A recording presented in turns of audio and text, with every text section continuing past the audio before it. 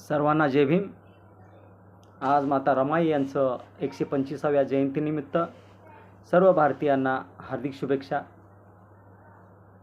तर माता रमाई यांचं जे चरित्र आहे मी थोडक्यात या ठिकाणी आपणास सांगणार आहे। ज्या मातेने संपूर्ण देशासाठी जे त्याग केलं, जे कष्ट केलं ते आम्हा सर्वांना माहीत आहे। त्या मातेचा जन्म, त्यांचं कसं झालं, काय झालं, ह्या थोडक्यात सांगायचं मी प्रयत्न करीन। ज्या मातेमुळं आम्हा या देशाला संविधान भेटलं, ज्या मातेच्या कष्टामुळं आज आपण सुखाने राहतो, ज्या मातामुळे आज स्त्रिया चांगल्या चांगल्या साड्या घालतात, दागिने घालतात, ज्या माताचं जे कष्ट आहे, त्याग आहे, त्या त्यागमूर्ती त्या मातेचं रमाईचं थोडक्यात आपण माहिती घेणं गरजेचं आहे। सर्वांना माहीतच आहे की आज रमाईचं 125वी जयंती आहे, पण त्या पलीकडे आपल्या देशामध्ये अनेक लेखक आहेत, गायक आहेत, कवी आहेत, नेते आहेत। सर्वांनी आपापल्या पद्धतीने रमाईला मांडतात, पण मीही काही थोडंफार वाचलेलं असेल ते आपल्यासमोर मांडू इच्छितो, आपण ते समजून घ्यावं। रमाईचा जन्म दापोली या ठिकाणी वणंद म्हणून एक गाव आहे, ते छोटंसं गाव आहे, त्या गावाला आपण जरूर भेट द्यावं। दापोली या ठिकाणी वणंद म्हणून गाव आहे, त्या वणंदमध्ये माता रमाईचं जन्म झालं। ते कसं झालं, जे भिक्खू धोत्रे होते त्यांना 4 मुलं होती। 4 मुलापैकी एक दापोलीमध्ये लग्न करून दिलं होतं, दुसरी रमा होती, तिसरी गौरी आणि चौथा मुलगा शंकर। असे 4 अपत्य त्या धोत्रेंना होते। धोत्रेंच्या पत्नीचं नाव म्हणजे रमाईच्या आईचं नाव रुक्मिणी होतं। रुक्मिणीबाई आपलं घर संसार चालवण्यासाठी गौऱ्या वेचणं, सरपण वेचणं, गौऱ्या थापणं, मोलमजुरी करणं हे ती काम करत असे। घरातल्या मुलांना शील समाधीचा अभ्यास देत असे, कसं राहिलं पाहिजे, कसं जगलं पाहिजे हे रुक्मिणीनी आपल्या मुलांना शिकवत असे। जे भिक्खू धोत्रे होते त्यांचा व्यवसाय हा होता, दाभोले बंदरापासून ते गावापर्यंत मच्छी वाहण्याचा, डोक्यावर टोपली ठेवून मच्छी वाहण्याचा ते काम करत असत। अनेक वर्ष तेच काम करत असत, मेहनतीचं काम असे, चिकाटीने जिद्दीने ते काम करत होते। एक दिवस त्यांची तब्येत खराब झाली। असंच तब्येत खराब झाल्यानंतर ते रुक्मिणीलाही सांगितले नाही किंवा आपल्या घरातही कोणाला सांगितले नाही। त्यांना ओझे वाहत असताना त्यांना रक्ताच्या एकदा उलट्या झाल्या होत्या। ही गोष्ट रुक्मिणीपासून धोत्रे साहेबांनी लपवली, पण पुढे चालून रमा ही 5 वर्षाची झाली असताना घरामध्ये चर्चा करत असतात की आता रमाई मोठी झालेली आहे, आता रीतिरिवाजाप्रमाणे आपण तिचं लग्न करणं आवश्यक आहे। पूर्वी 8 ते 10 वर्षामध्येच लग्न करायचे, 5 वर्षापासून तिची तयारी चालू केली होती की आता लग्न करणं गरजेचं आहे म्हणून। रात्री रमाकडे पाहत ते स्वप्न पाहत असायचे, पण रमाला काही कळत नव्हतं। 5 वर्षाची रमा असताना त्यावेळेला लग्नाची माहिती सांगत असे, दुसऱ्यांच्या घरी जाणारी बाई तू खूप चांगलं राहावं लागतं, असं संसार करावं लागतं, असं करावं लागतं, तसं करावं लागतं, ह्या सर्व गोष्टी त्या रुक्मिणीने आपल्या रमाबाईला सांगत असे। रुक्मिणीबाईंनी हमेशा रमाईला सांगत असे, कष्टानं माणूस मरत नाही, कष्टानं माणूस मरत नाही, तर कष्ट नाही केलं तर माणूस मरतो, म्हणून अशी शिकवण त्या आपल्या रुक्मिणीने सांगत असे। एक दिवस अचानकच भिक्खू धोत्रेंना जास्तच त्रास होऊ लागला। रुक्मिणीला कळालं की धोत्रेंना काहीतरी आजार आहे, ते आतमध्येच पोखरत आहेस, असं ज्या वेळेला रुक्मिणीला कळतं आणि ती जमिनीला पडते, म्हणजे ती आजारी पडते की अगर हा पुरुष धोत्रे एवढं काबाड कष्ट करून आपलं घर चालवतो, तो व्यक्ती आजारी पडल्यानंतर कसं व्हायचं म्हणून रुक्मिणी स्वतः आजारी पडते. आजारी पडल्यानंतर जेवण खाणं बंद करते. आजूबाजूचे लोक येतात, महिला येतात आणि समजवतात, बाई असं नको करू, रुक्मिणी असं नको करू, उठ, घे औषध पाणी आणि बघ, हे तुझी अजून 3 मुलं आहेत, त्यांचं लग्न बाकी आहे, रमाचं लग्न बाकी आहे, गौरीचं लग्न बाकी आहे, शंकर लहान आहे, तू असं नको करूस, औषध घे आणि हे तू जमिनीला पडणं योग्य नाही. असे अनेक महिला येतात आणि रुक्मिणीला समजवत असतात. पण एक दिवस उजळतो, रुक्मिणी श्वास सोडते. रमाई पोरकी होती, आई विना पोरकी रमाई. आता तिला आई व्हायचं असतं. सर्वात मोठी तीच असती. आई तरी निघून गेले, आता घर कसं चालवायचं, घरात काय काम करायचं, कसं करायचं ह्याला चिंता होती. रमा ढासाढासा रोळू लागली. गौरी आणि हे शंकर लहान होते, पण रमाला थोडं कळत होतं, मृत्यू तिला कळत होतं. तिथून रुक्मिणी, रमाईची आई, श्वास सोडला. इतका दुःख त्या रमाला झालं. पहिला दुःख आपल्या मातेचं झालं की माता इतक्यात सोडून जायला नको होती. रमाला आता आपल्या बापाची सुद्धा आई व्हायचं होतं.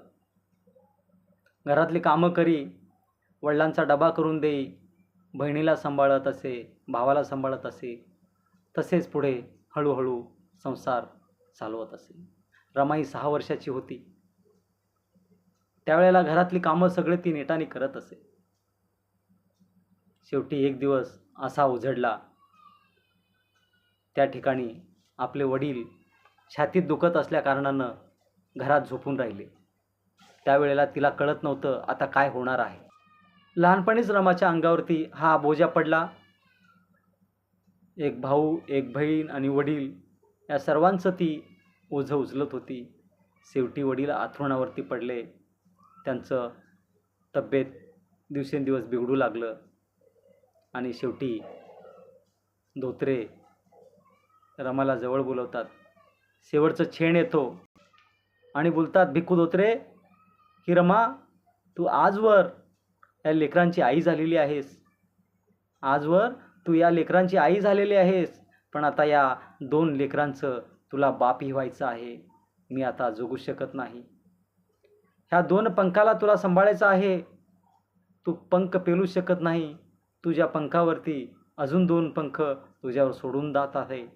मी आता यात वाचणार नाही.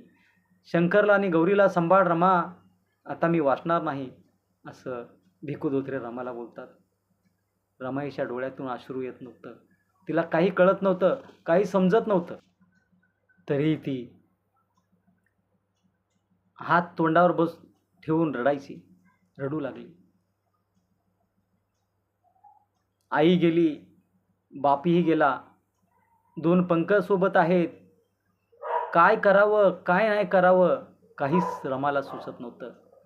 5-6 वर्षाचं लेकरू, 5-6 वर्षाचं बाळ, रमा पोरकी झाली. आई बापाविना पोरकी रमा. पुढचं काय होणार आहे, कसं होणार आहे, कुठं जाणार आहे, काय होणार आहे, काहीच माहिती नाही. आई गेली, बाप गेला, काय करायचं. रमा एकच शब्द बोलते, लहानपणात कोणाचे आई वडील मरू नये, असं रमाई एक शब्द बोलते आणि डोळे बंद करून घेते. डोळे बंद करून आपल्या हाताने डोळे पुसत एका कोपऱ्यात बसते.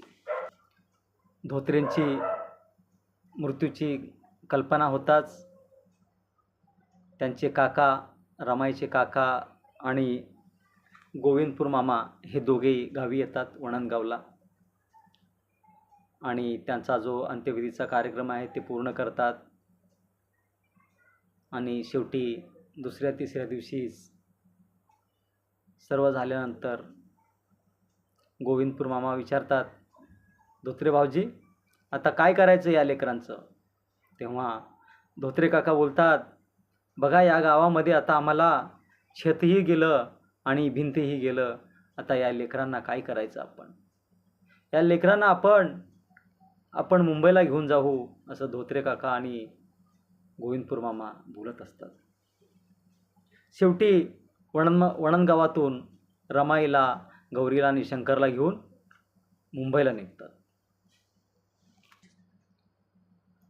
मुंबईला येऊन आपल्या काकांकडे काही दिवस, काही मामांकडे काही दिवस, असे करत करत करत रमाई मोठी होती. 9 वर्षाची होती. लग्नाचं वय येतं. अनेक वेळा रमा आपल्या वडिलांची, आईची आठवण करून ढसाढसा रडायची की आई, तुम्ही माझं लग्न करणार होते, तुम्ही माझ्या अक्षता टाकणार होते, माझं संसार उभा करणार होते, म्हणून असं रमाई अनेक वेळा रडायची. आईचं आणि वडिलांचं आठवण करून हमेशा ती रमाई रडत असायची. पण वेळ ही सांगून येत नाही, हे असं स्वतःला जिद्दीने संसार करावं पुढे म्हणून तिच्या मनात होतं. पुढे शेवटी काका आणि मामा दोघे मिळून तिची लग्नाची तयारी करतात आणि वर मुलगा शोधण्यासाठी तयार होतात. आणि तिकडे सुभेदार रामजी आंबेडकर यांचा मुलगा भीमराव, डॉक्टर बाबासाहेब आंबेडकर हे 9वी वर्गात शिकत असतात आणि तिकडे रामजी सुभेदारसुद्धा मुलीच्या शोधात निघत असतात. इकडून तिकडून कानावरती येतं, तिकडे असं धोत्रेंची मुलगी आहे आणि ती द्यायची आहे, खूप गरिबीतली आलेली मुलगी आहे, आई आणि बापाविना पोरकी आहे आणि सुभेदार रामजी त्या मुलीला तुम्ही पहा म्हणून काही लोकांनी सांगितल्यानंतर सुभेदार त्या मुलीला पाहण्यासाठी जातात. वळणकर त्यांचं नंतर आडनाव होतं. ज्या वेळेला सुभेदार रामजी रमाईला पाहतात, त्यावेळेला मॅट्रिकमध्ये 9वीमध्ये शिकणारे भीमराव आपल्या देशातले पहिले विद्यार्थी होते बहुजनामध्ये. तेव्हा धोत्रे साहेबांना वाटतं आणि गोविंदपूर मामांनासुद्धा वाटतं की आमची रमा अनपढ आहे, आमच्या रमाला काही लिहिता वाचता येत नाही आणि तुमचा मुलगा 9वीत शिकतोय, पुढच्या वर्षी मॅट्रिक पूर्ण होणार आहे, कसं काय रमाशी विवाह करू शकतात. त्यांना आतमध्ये ती शंका येत होती. बोलतात, बघा सुभेदार, बघा रमा ही पोरकी आहे, आई आणि वडील हे 5 वर्षाचे असतानाच वारलेले आहेत, पोरगी दयाळू आणि मायाळू आहे, कष्ट करणारी मुलगी आहे, केलं तर बरं होईल असे धोत्रे काका बोलतात. शेवटी रामजींना मुलगी पसंत पडती, रमा पसंत पडती, रमाई पसंत पडती. लग्नाची तयारी होती. भायखळामध्ये एका मच्छी मार्केट त्या ठिकाणी त्यांचं लग्न ठरतं. खाली ज्या ठिकाणी लग्न होतं त्या ठिकाणी गटार होतं आणि त्या गटारातून खालून पाणी जात होतं आणि सकाळी त्या ठिकाणी मार्केट भरायच्या आधीच लग्न उरकून बाहेर व्हायचं होतं आणि त्या गटारीचं दुर्गंधी इतकी घाण होती. अशा ठिकाणी माझ्या बाबासाहेबांचं आणि रमाईचं लग्न झालं. लग्न झाल्या बाबासाहेबांना एक खंत होती आणि रमाईला खंत होती. दोघेही हसतमुखत होते, पण एक मध्ये काहीतरी खंत होती. बाबासाहेबांची आईसुद्धा, बाबासाहेब 5 वर्षाचे असतानाच भीमाई वारली आणि रमाबाईसुद्धा 5-6 वर्षाचे असतानाच आई आणि वडील दगावले. दोघेही आतमध्ये झुरत होते. बाबासाहेब ज्या वेळेला जन्म घेतले त्यावेळेला काही ज्योतिषांनी सांगितलं होतं, हा मूल आईच्या मुळावरती आलेला आहे, हा मूल आईच्या मुळावरती आलेला आहे, एकतरी आई वाचेल किंवा मुलगा वाचेल. म्हणून लोक बाबासाहेबांना बोलायचे, हा मुलगा मरला पाहिजे, हा मुलगा मेला पाहिजे, हा आईच्या मुळावर आलेला आहे, म्हणून असं लोक हिडफिड करत असे. म्हणून बाबासाहेबांनी ती खंत त्या लग्नाच्या वेळेला आठवली. बरेच वर्ष ओलांडून गेले होते. शेवटी अक्षता पडल्यानंतर बाबासाहेबांना ती आठवण आली. शेवटी लग्न पार पाडलं. रमाईचं लग्न झालं. नंतर रमाईला कळत नव्हतं पुढे काय होणार आहे, मी काय करणार आहे, कसं होणार आहे, माझा प्रवास काय असणार आहे, हे रमाईला काही कळत नव्हतं. मी कुणाशी लग्न केलं, इतका महान व्यक्ती आहे, हा 10वी शाळेत जाणार आहे आणि मॅट्रिकचा पहिला विद्यार्थी आहे. रमा आतमध्ये स्वतः विचार करत होती. खूप आनंदी तिला होत होतं आणि आईचं वडिलांचं दुःखही होत होतं. शेवटी लग्न चांगल्या पद्धतीने पार पडला. पुढे काही वर्षानंतर 1913 घरामध्ये मृत्यूचं सूड सुरुवात झालं. रामजी सुभेदार यांचा मृत्यू 1913 त्यांचा मृत्यू झाला. रामजी सुभेदार प्रत्येक वेळी रमाईला समजावत असे, हा सूर्य आहे, या सूर्याला तू साथ दे. हा खूप मोठा ज्ञानी आहे, याला तू साथ दे. याच्या अभ्यासामध्ये कधीही तू काही करू नकोस, त्याला साथ देत राहा, असं प्रत्येक वेळी रामजी सुभेदार रमाईला समजावत असे. शेवटी रामजी सुभेदारांचा मृत्यू झाल्यानंतर त्यावेळेला रमाला वाटतं की माझी काय चूक असेल, मला सासूचं सुद्धा मला काही बघायला भेटलं नाहीये. आणि जे सहकारी होते की माझ्या नवऱ्याच्या गैरहजेरीमध्ये मला सहकार्य करायचे, मुलीसारखं मला जे प्रेम देणारे जे सुभेदार होते तेही मला सोडून गेले. हा खूप मोठा त्यांना दुःख झाला. काही दिवसांनी यशवंताचा जन्म झाला. बाबासाहेब बाप झाले आणि रमाई आई झाली.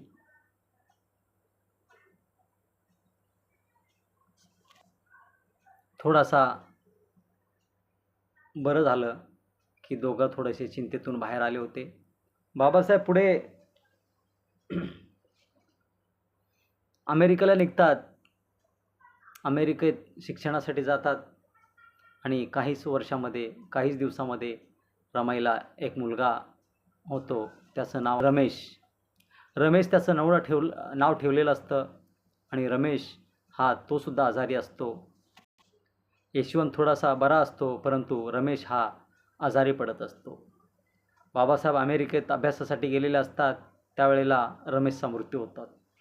त्यावेळेला रमाईनं यशवंतला घेऊन पत्र लिहून बाबासाहेबांना कळवते, साहेब आपला रमेश गेला, तुम्ही काही चिंता करू नका, तुम्ही अभ्यासाकडे लक्ष द्या, त्याचं तेवढंच होतं, आपण काही चिंता करू नका, इकडं आम्ही खुशाल आहोत, रमेश मात्र गेलेला आहे. म्हणून रमाई पत्रानं कळवते. तेव्हा बाबासाहेब पत्राने सांगतात, रमेश तू बापाला न सांगताच गेलास, असं बोलून ढसाढसा बाबासाहेब रडतात. पुढे बाबासाहेब काही दिवसांनी परत भारतात येतात. त्यावेळेला बाबासाहेबांची सावत्राही तीही मृत्यू पडते.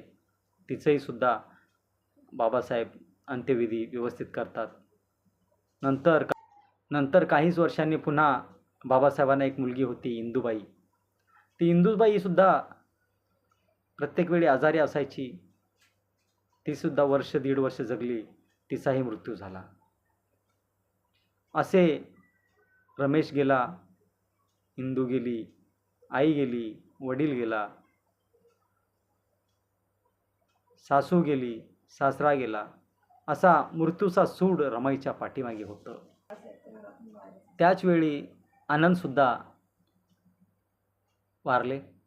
त्याच्यानंतर आनंदचा मुलगा गंगाधर हाही वारला. म्हणजे रमाईच्या मागे दुःख होतंच. पुन्हा 1920 साली बाबासाहेब लंडनला जातात. त्यावेळेला जो पुन्हा तिसरा मुलगा जो आहे गंगाधर, तोही जन्म घेतला होता आणि तोही आजारी पडत राहू लागला. आजारी पडता पडता मातेनं त्यांना दवाखान्याला घेऊन गेलं. त्यावेळेला दवाखान्यात डॉक्टर बोलले की तुझं जे मागितलं बाकी आहे ते बाकी दिल्याशिवाय मी तुला औषध देऊ शकत नाही, असं डॉक्टर बोलले. असं बोलल्यानंतर त्या बाळाला घेऊन घरी आली. औषध न मिळाल्यामुळं हा गंगाधरसुद्धा मृत्युमुखी पडला. रमेश गेला, इंदू गेली, गंगाधर गेला. किती दुःख त्या मातेला होतं, किती मृत्यूशी संघर्ष त्या मातेने केलं. शेवटी ते दुःख पोटात घेऊन रमाईनं आपला संसार चालवला. गरिबी ही खूप वाईट असते. दुःखाच्या खाईतून माणसाला वर येऊ देत नाही, असं रमाई म्हणत असे. शेवटी बाबासाहेब बॅरिस्टर होऊन लंडनवरून मुंबईला आले. बाबासाहेबांच्या स्वागतासाठी अनेक लोक उभे होते. बाबासाहेब बोटीतून येत होते. अनेक लोक स्वागत केले. त्यामध्ये रमाईसुद्धा होती. बाबासाहेबांचं सत्कार केलं, स्वागत केलं, हार फुलं घातले. बाबासाहेब घरी आले. बाबासाहेबांच्या पायावरती डोकं ठेवून रमाई ढसाढसा रडली. इतका मोठा महान व्यक्ती बॅरिस्टर होऊन आला लंडनवरून. खूप आनंद त्या मातेला झालं, पण तिचं दुःख कधी त्यासमोर मांडलेलं नाही, अशी ती रमाई होती.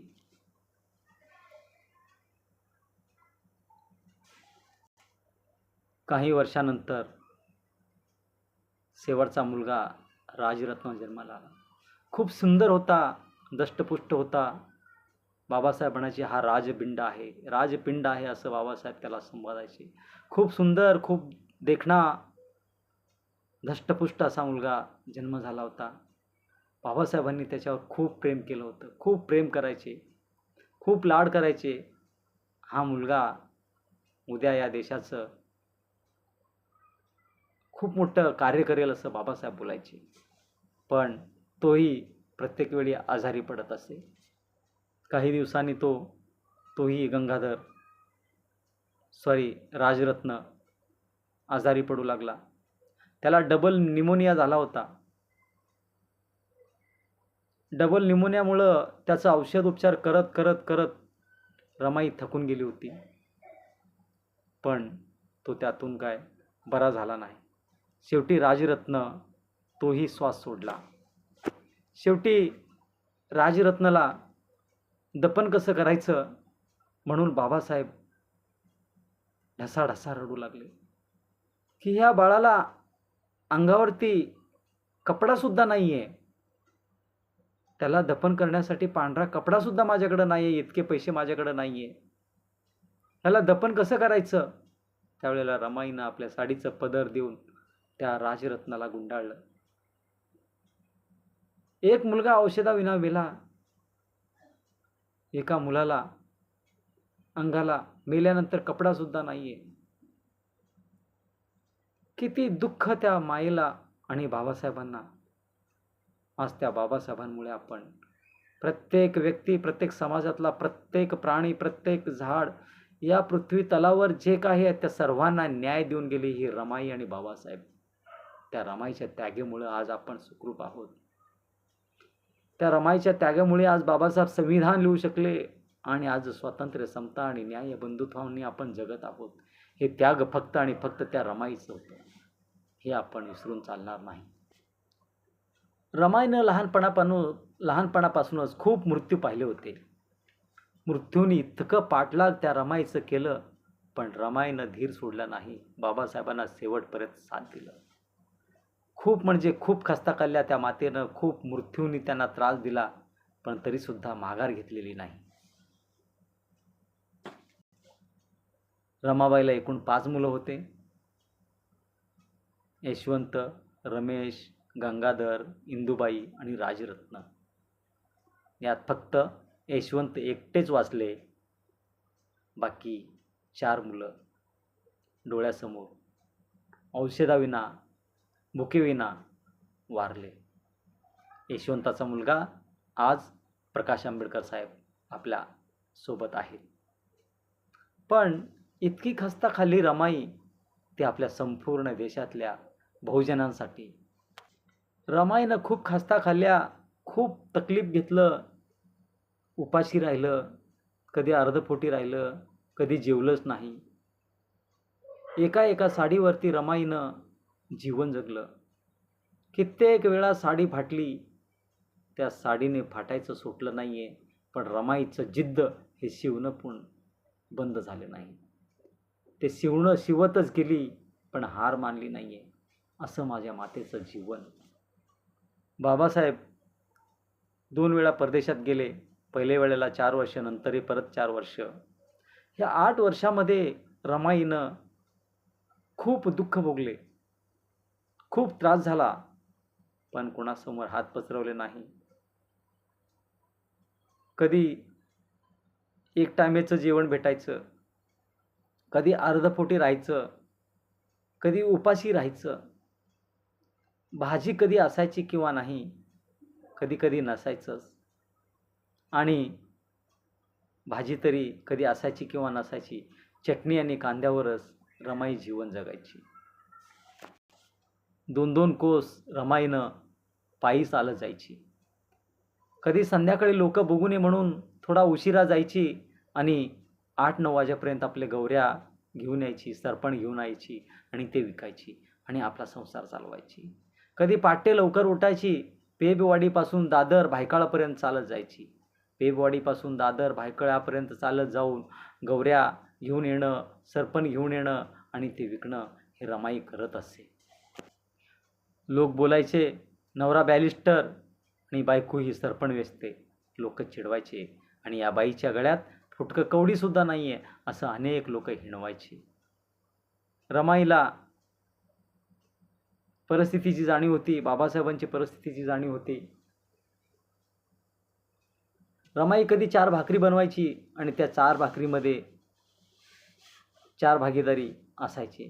त्याच्यामध्ये मुकुंद असायचा, यशवंत असायचा, शंकर असायचा आणि माताई आणि गौरी आणि लक्ष्मी हे इतक्यामध्ये वाटेकरी असायच्या. शंकरला 1 भाकर, मुकुंदला 1 आणि यशवंतला 1, 3 भाकरी. आणि एका भाकरीमध्ये गौरी आणि लक्ष्मी आणि रमाई आणि काही वाटेकरी असे 4 भाकऱ्यामध्ये माता रमाई आपला संसार चालवत असे. कधी पोट भरून जेवण भेटायचं, कधी अर्धपोटी, कधी उपाशी. असं रमाईचं जीवन त्याग आपण समजून घेतलं पाहिजे. असे अनेक त्रास रमाईने भोगलं पण तक्रार कधी केली नाही. स्वतः जळली पण झळ बाबासाहेबांना पोचली नाही, ही रमाई अशी.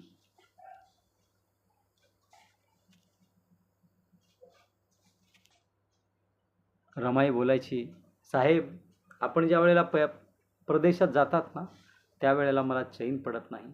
मी काय जपू तुमच्या विना, असं रमाई बोलत असे.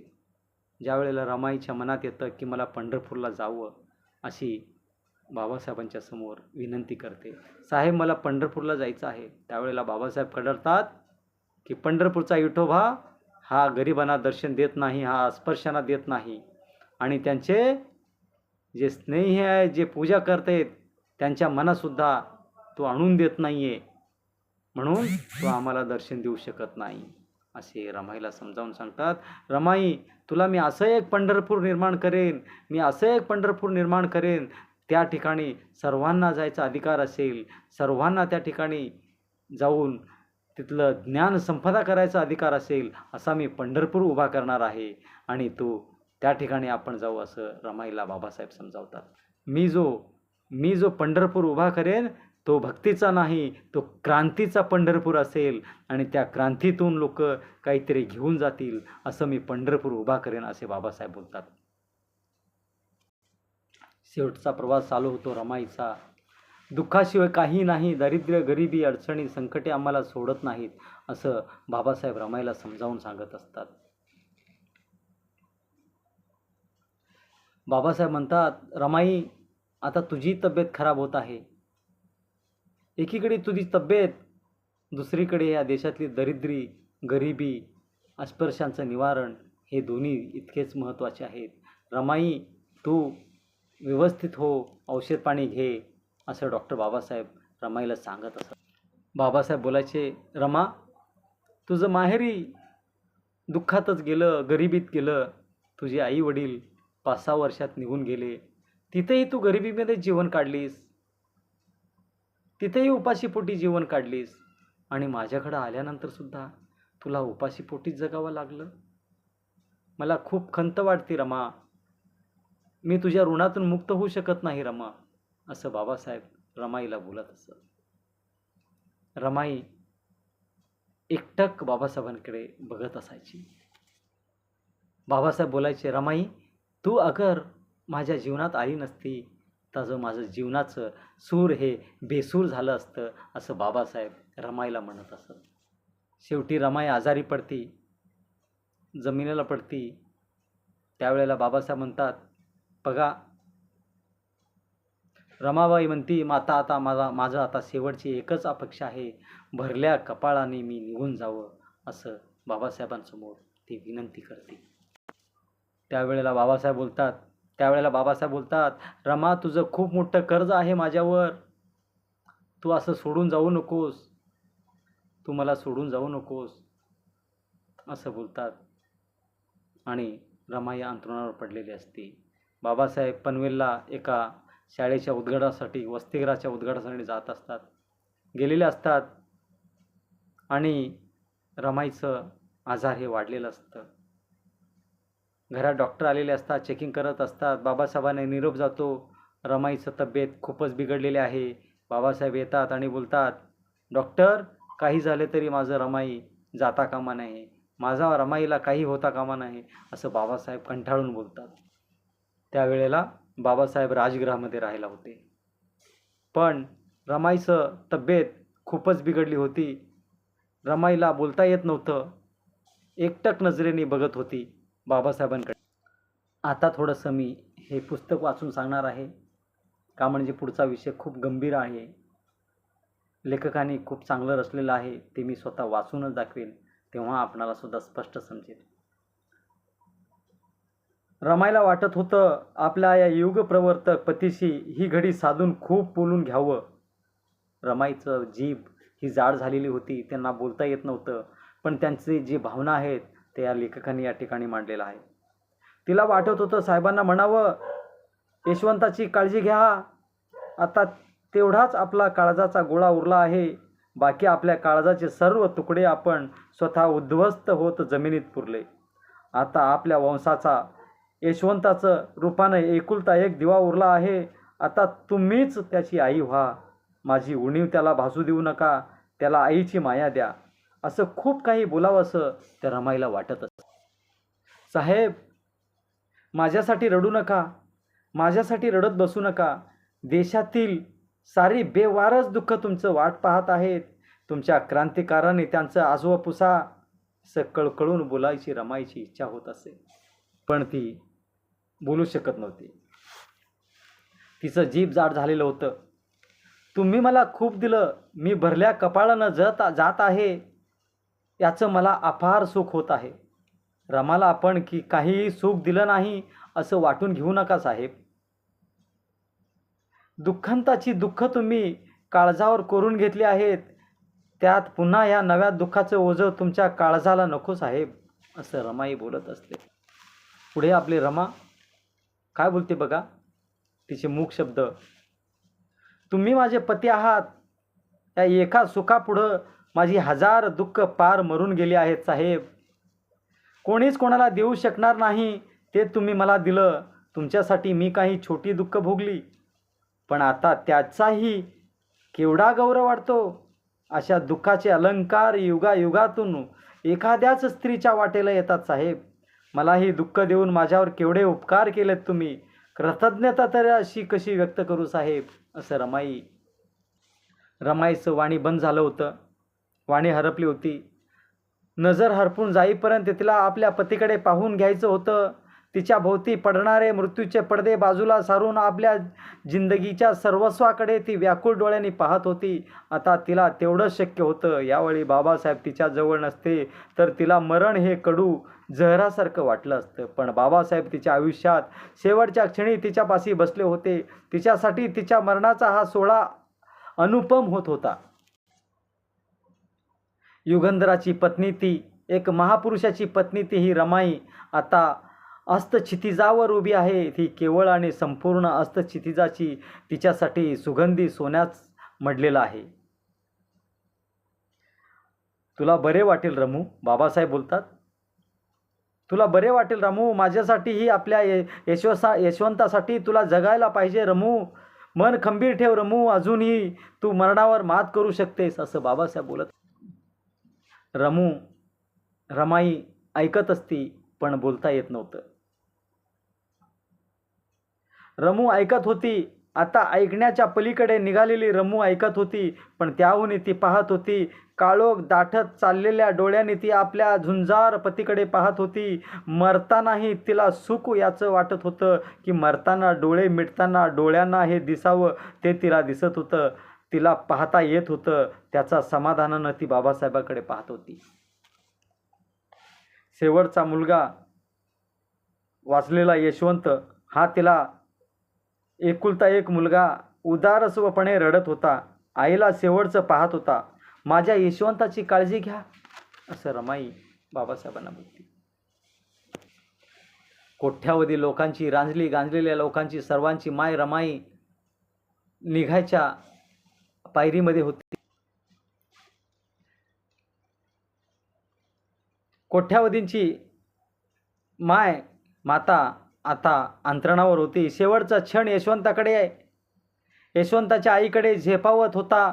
तो क्षण त्याला पोरका करणारा होता. तो क्षण बाबासाहेबांचा संसार मोडून टाकणारा क्षण होता. अंधाराचा एक अदृश्य लोंढा राजघराचा शेवटचा झटका मोजण्यावर रमाईचा श्वासाकडे सरकत होता. रमाई प्रसन्न होती. ज्यानं मरणावर विजय मिळविला ते स्मित तिच्या मुखावर उरलं होतं. मृत्यू त्या स्मितानं हलावीत झालं होतं. मृत्यू दुबळा झाला होता. मला सोडून जाऊ नकोस रमा, अजून खूप मनापर्यंत उजेड न्यायचा आहे. असंख्य घरामध्ये प्रकाश पेरायचा आहे. हा समाज आणि हा देश प्रकाशात उभा करण्याची तुझी साथ हवी आहे रमा. रमा तू मरू नको. बाबासाहेबांचे शब्द मुकाट हंबरत होते. आसवा ओघळत होती. ही आसवं तेवढी बोलत होती, आक्रोश करत होती. रमाई बाबासाहेबांच्या डोळ्यातून ओंजळीने आसवं पुसायला हात वर केलं. हा हात वर आसवापर्यंत गेलाच नाही. अर्ध्यावर गेला आणि पिकलेलं पान झाडावरून पडावं तसं गळून पडलं. बाबासाहेबांच्या आसवांना उत्तर नव्हतं. त्यांच्या डोळ्यातून धावणाऱ्या आसवापर्यंत पोचू न शकलेल्या रमाईच्या हाताला उत्तरच नव्हतं. 27 मे 1935 रोजी रमाईची प्राणज्योत गमावली. त्या मातेला सलाम.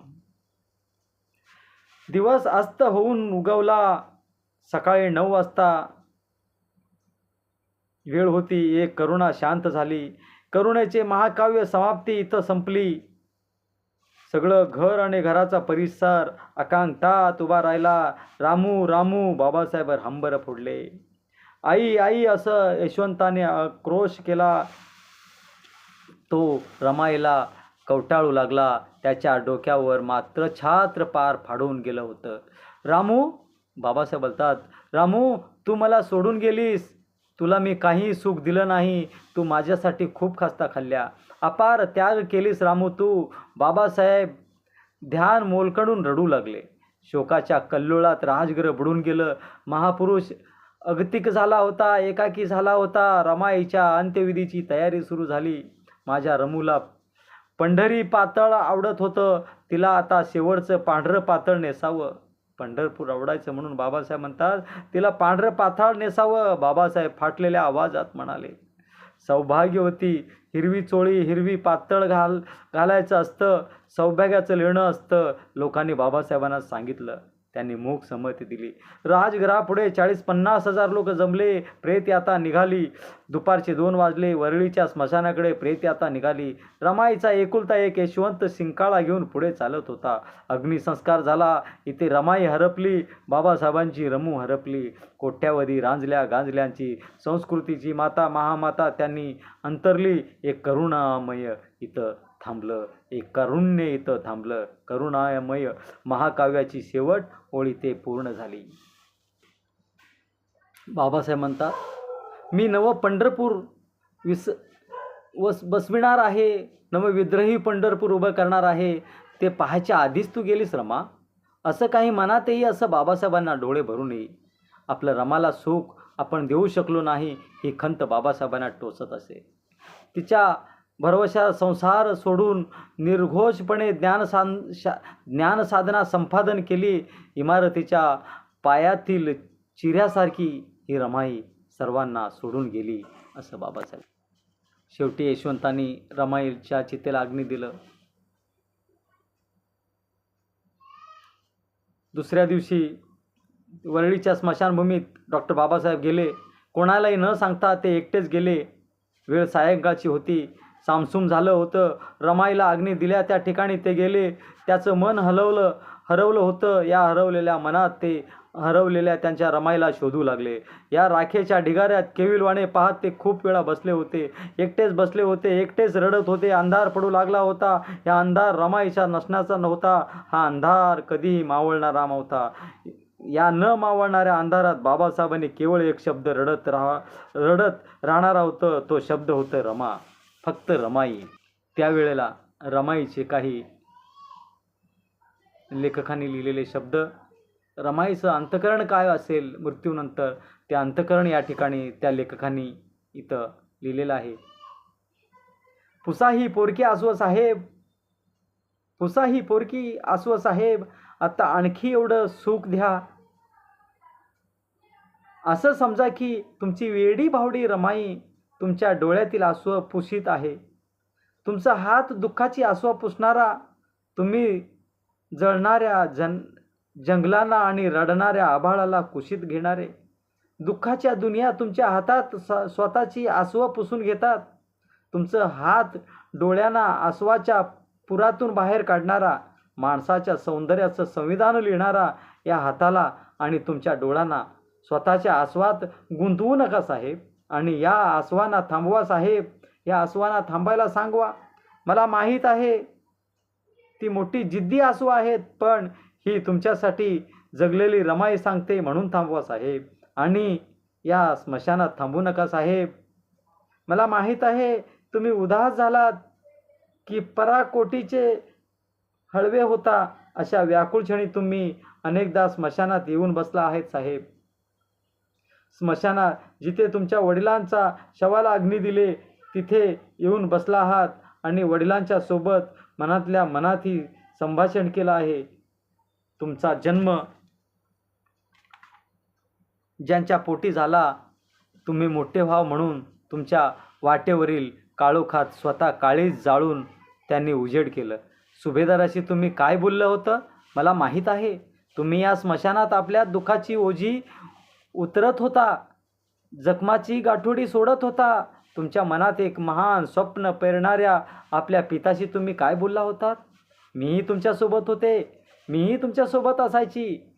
अनेकदा तुमच्या मुख्या अश्रूचा आक्रोश मला ऐकू येत होता. अजूनही ऐकू येतो आहे साहेब. तो आक्रोश मला. तुम्ही इथून या स्मशानातून निघून जा.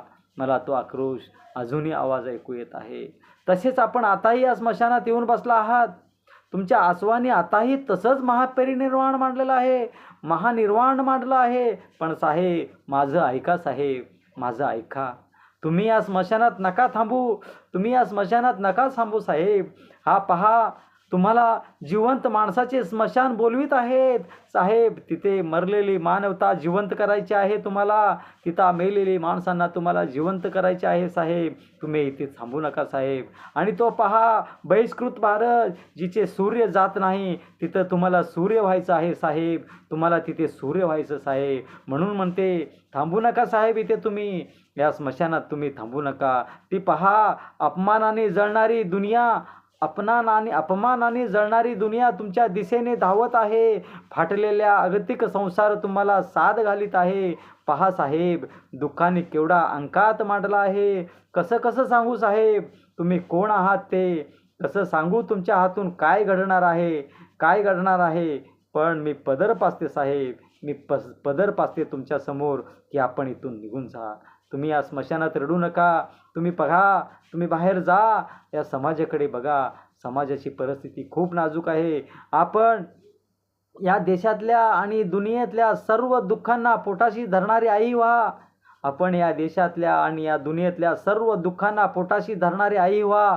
त्यांनी कनवाळून बाप व्हा साहेब. तुम्ही त्यांना कनवाळून बाप व्हा. या देशाच्या अंधारात विद्रोही पंढरपूर वसवायचे आहे तुम्हाला. म्हणजे ती नागपूरची दीक्षाभूमी. तुम्हाला पंढरपूर वसवायचे आहे, तुम्हाला माणुसकीचा संविधान व्हायचं आहे. तुम्हाला साहेब, तुम्हाला माणुसकीचा संविधान व्हायचं आहे साहेब. तुम्ही इथून जा. महामानवाला स्वतःचे फक्त डोळे असतात साहेब. महामानवाला फक्त स्वतःचे डोळे असतात साहेब. स्वतःची आसवं नसतात साहेब. तुमची सारी आसवं माझ्या डोळ्यात द्या साहेब. तुमची सर्व आसवं माझ्या डोळ्यात द्या साहेब. एवढंच मागणं मागते साहेब.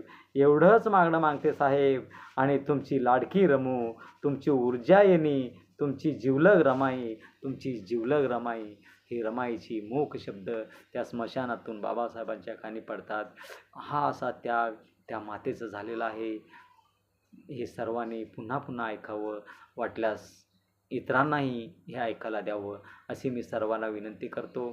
काही माझ्या बोलण्यामध्ये काही चूक झालं असेल, काही बोलण्यामध्ये काही चूक झालं असेल, काही इकडून तिकडं काही झालं असेल तरी सर्वांनी मला क्षमा करावं. उद्देश इतकंच होता, त्यामागचं कारण इतकंच आहे की रमाईला आपण सर्वांनी समजून घेतलं पाहिजे. रमाईचं त्याग समजून घेतलं पाहिजे. अफाट कष्ट करून, अनेक दुःख वेदना सहन करून रमाई फक्त 35 वर्ष जगली आणि त्या 35 वर्षाचं इतकं सोनं करून टाकलं. येणाऱ्या हजारो वर्षापर्यंत बाबासाहेब आणि रमाई जिवंत असतील अशा महामायला, महात्यागी, महामूर्ती रमाईला मानाचा मुजरा, माझा मुजरा. जय भीम. नमो बुद्धाय.